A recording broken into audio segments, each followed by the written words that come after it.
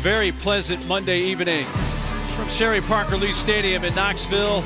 It is Monday Night Softball on the SEC Network, and it's Game 3 of the series between the Arkansas Razorbacks and the Tennessee Lady Vols. Arkansas has taken the first 2 games of this series, going for the sweep tonight. Alluded to, Amanda, is the fact that Arkansas has won the first 2 games really with very little contribution from Bree Ellis offensively. Margenko able to start the night off with the strike balls tonight. It's going to be in play coming down the line at third. Panel squeezes that for the Wyckoff. That's hit sharply up the middle and into right center field, and Wyckoff a 2-out base hit. That's going to bring up Bree Ellis, who's been relatively quiet. Contact on those 3 hits, really, for the most part. It has been. That was better contact, but it's hit deep towards center field, and it gets out.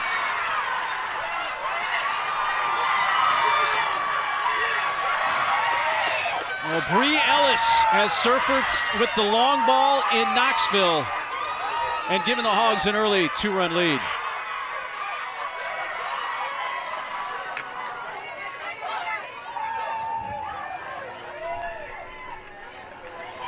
And look at how excited her teammates are still for her. Hitting the second pitch that she sees, she knows that they've been pitching her inside, specifically up and in this series, and she just goes up looking for it. On the first pitch, they went back to.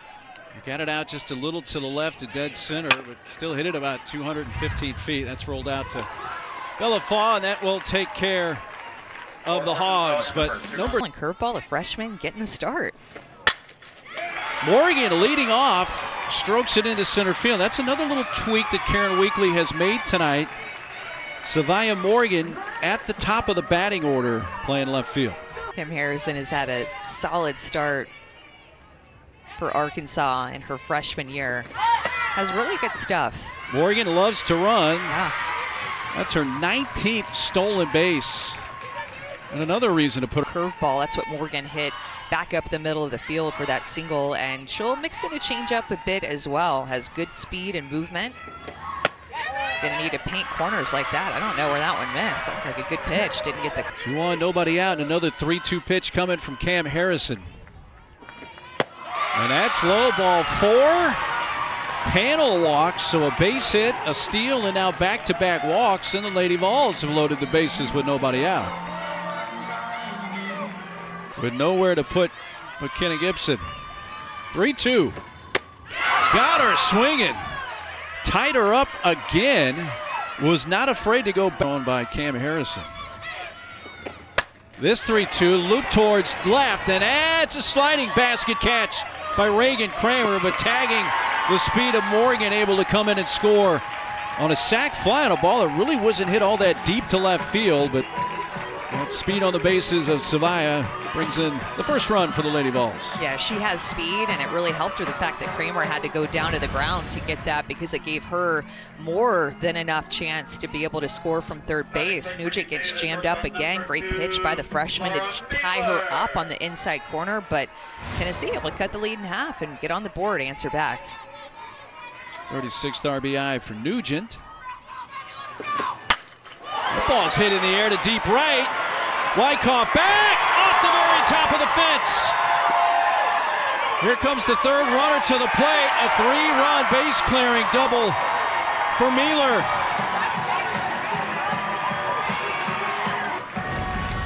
Look at where this pitch location is on the outer half. This is what the righties are looking for against Harrison. So there's no surprise that Mueller sees the first pitch in the at-bat on the outer half, goes with it the opposite way, and hits in 2 more for Tennessee to take the lead. Harrison had been working into these right-handed hitters. They didn't want anything to do with it, but the first outside pitch Mueller sees, she barrels up and almost.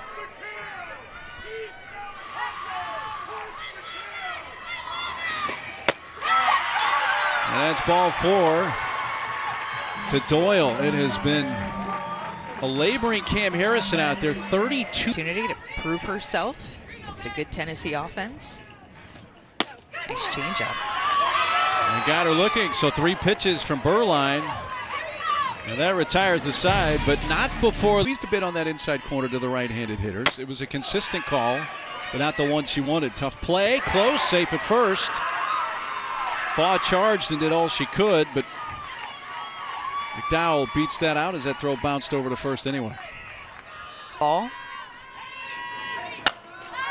Talia Rio jumps on the first pitch, pops it up to short. Mueller under that for the first out of the second. All followed up with the changeup with the rise ball. My goodness. And she has a lot of different tools. It's why 3 pitches. Quickly. And that's what they need somebody to come in and do in the circle is work from ahead. When you look at wild pitch will advance. Ella McDowell down to second with Miller strokes one towards center field. Fiedler there. And she works around the leadoff base hit. Not played well in game 1 or in game 2, and Arkansas has played very well. Ball's driven towards center field. Back to the warning track for Reagan Johnson. Got a crosswind tonight from left center towards right center. The ball's in a season in high school. Got 175 career. And that's not what you want to do if you're the Hogs, and that's put Morgan on base with 1 out. Already 4 walks in this game. Morgan is running, and the pitch is low, ball 4. So back-to-back 1-out walks. This has been via a walk, but no hit recorded yet for her, even with that average. Towards second, could this be a pair? On to first in time. Davison to Rio to Brie Ellis, 4-6-3, and that gets Beuerlein.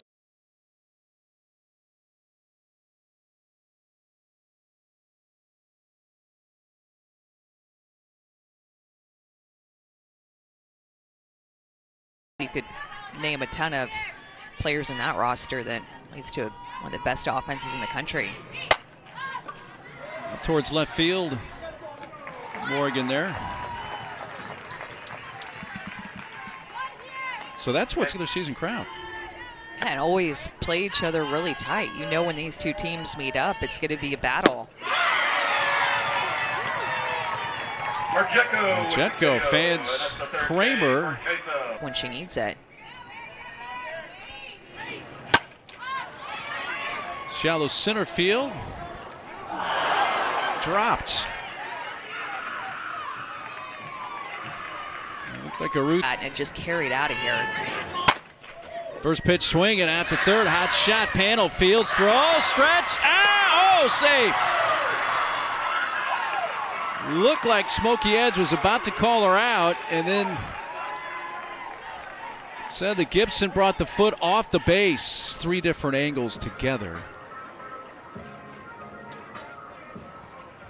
Because she's on the base there, I still believe. Yeah. Ball's in the mid. After further review, the call on the field has been changed. The runner is out. This is Tennessee's first challenge. So, facing Gibson to lead off the bottom of the third. 3-2 pitch.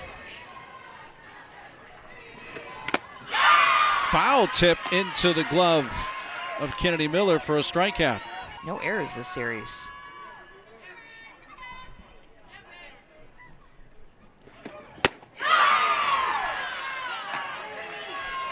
Back-to-back strikeouts, 2 outs.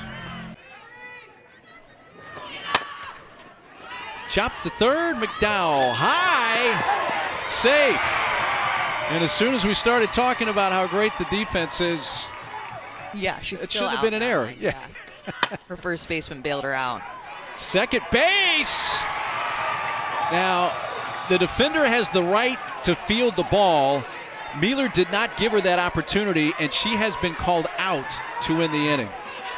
Possession of the ball. Further review, the call of obstruction is upheld.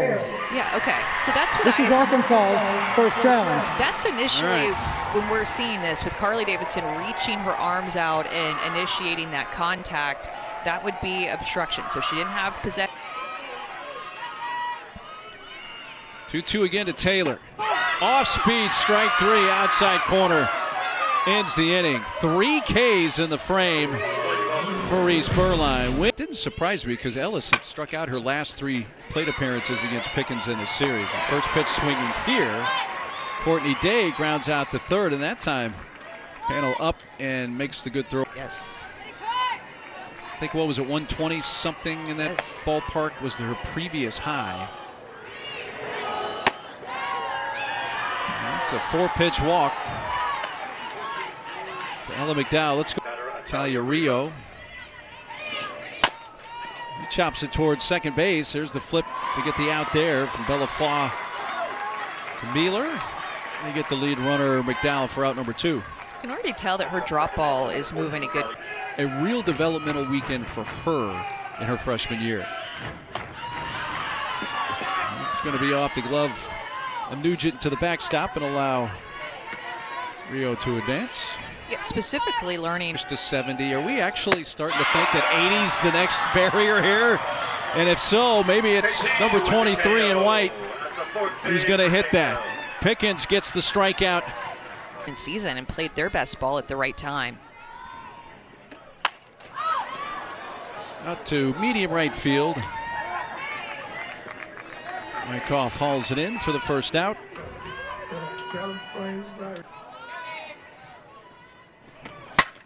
To third.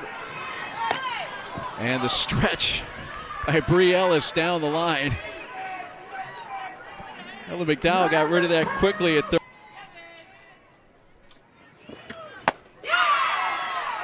Wave and a miss and a strikeout of Fiedler. And they go in order in the Lady Vol. We're talking about right there. Pickens 2-2 pitch. Just like that, actually. That is a drop ball over the heart of the plate. And Carlin Pickens Reed to make a huge difference when you're this age of growing your confidence, and of course more in a leadership veteran role for her now as a junior. It's a changeup for another strikeout, back-to-back strikeouts. Like a 10-year-old girl. Yes. Meaning just go out there with the innocence and have fun. Popped up foul, caught by Gibson.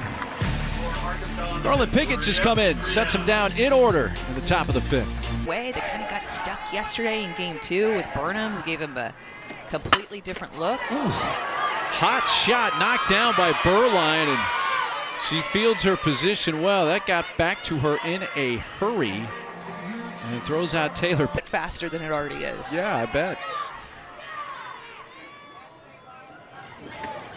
Gibson ground ball towards deep short. Rijo low, dug out by Ellis. 2 away. Definitely more.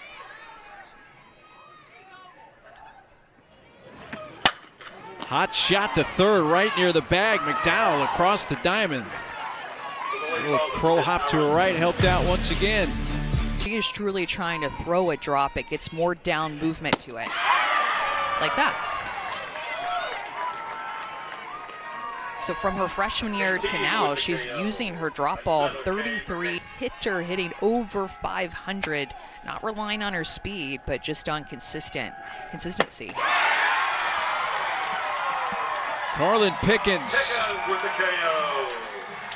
back to. We just got word that the 1-1 pitch to Ellis was clocked at 78 miles per hour. It's to first, race to the bag, and that's won by Gibson. So I think we might have just seen a new record-setting velocity pitch in this inning right here.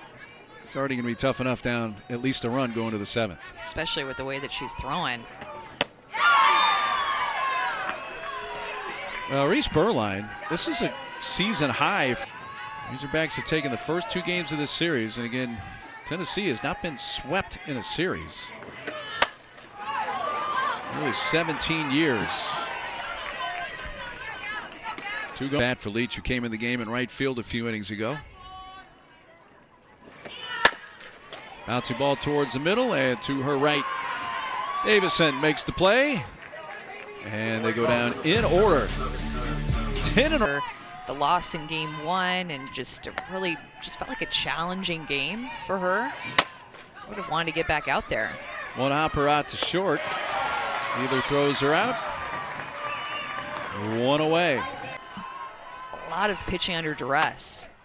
Towards third, charge, pick, panel to first. Couple of ground ball outs. And that Lady Vols defense and the Razorbacks. No pitch to Davidson.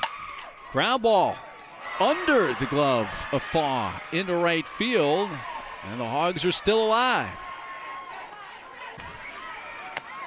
Tying run at first, 2 outs. 3-0 pitch. Ball 4.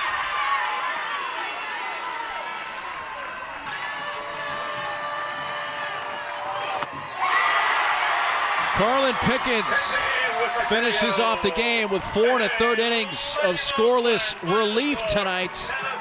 And the Lady Vols salvage a game in this series. They win game 3, 3-2. Yeah, they needed this. They needed an answer back. They needed to come out and compete. They needed to come out and defend their home field. They needed Carlin Pickens to come out and end the weekend throwing like that. Good 1-run win for Tennessee in a tight game to be able to hold on to this lead for the entire game. Well, they just announced Pickens throwing that 78.2 mile per hour pitch a couple innings ago to Bree Ellis. It was the fastest in history. So the handshake says the series is over. Razorbacks do win the series. But the Lady Vols